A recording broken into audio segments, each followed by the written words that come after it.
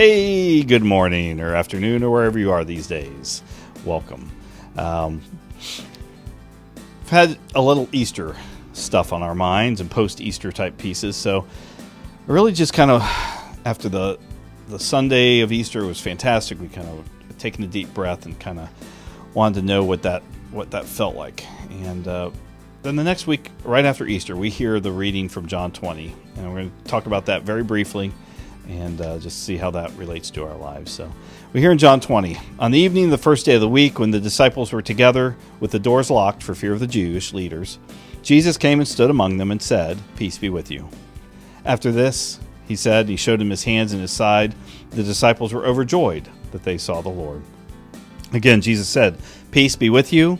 As the Father has sent me, I am sending you."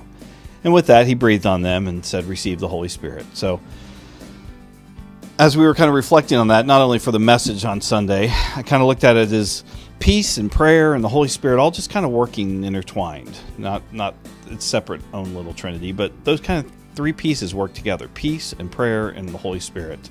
So this week really got me to think of where are all those places in our lives that have us feeling locked up?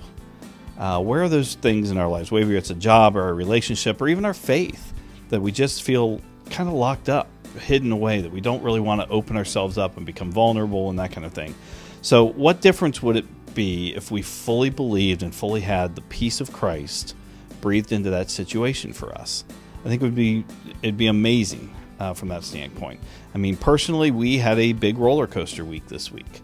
We had Easter, and then 3 days later, we found out that there was a little guy from Ohio that we left when we moved, and we were hoping to adopt him, and that didn't happen. So that roller coaster of emotions is just kind of rolling up and down. But what really got us through was that peace of Christ and understanding the Holy Spirit and that kind of thing. I mean, we know what peace is.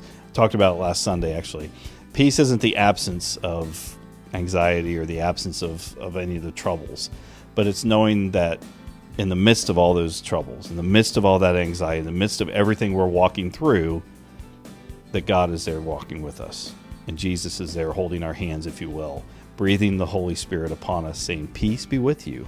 That's what peace really is for us, and I don't think we allow ourselves an opportunity to just sit and be embraced and enveloped in the peace.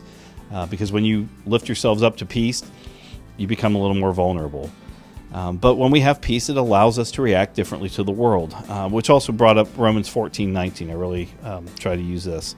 "Let us therefore make every effort to do what leads to peace and to mutual edification." Basically, live in peace. Live in the peace of God. Live in that peaceful world that God has given to us among all of this. Because ultimately, this world is not where we're going to end up. We are going to leave this, and we will be with Christ forever. And while we still talk about hope and that, many times we don't look beyond our current situations. As Christians, we are called to look beyond this world and look beyond our current situations and realize that the peace of Christ comes through the resurrection.